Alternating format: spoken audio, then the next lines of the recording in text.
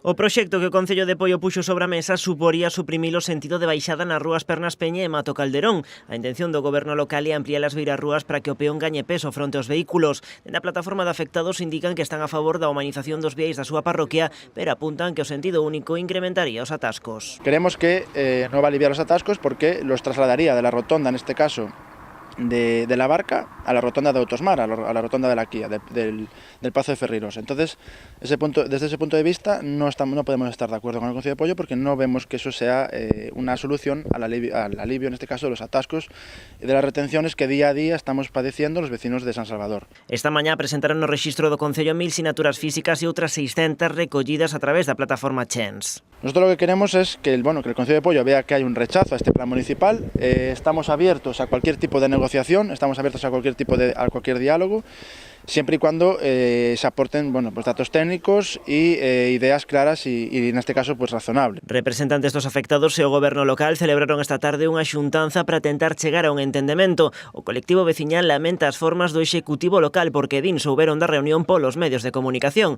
O alcalde pola súa banda recoñeceu que se equivocaron a hora de facer a convocatoria, pero casi toda a intención do seu equipo é darlle forma a un proxecto de humanización para que guste a meirande parte dos veciños. Estamos abertos a tratalo, a discutir o tema, a plantealo e a chegar a algún tipo de acordo. Eu que teño que a eles tamén yo dicía ahora mañán aí, e que se pensamos nas persoas, se pensamos en que as persoas que teñen dificultade digamos, para camiñar ou que teñen unha minusvalía, que teñen un problema de accesibilidade desde o punto de vista de peatón, pois hai que ir a algo máis decente que o que hai agora, e eso implica necesariamente eliminar un sentido de circulación para poder ganar espacio para as persoas. Dende a plataforma de afectados propoñenlle ao Concello que estude alternativas como a construción dun vial na zona do Bao que alivie o tráfico na Caeira.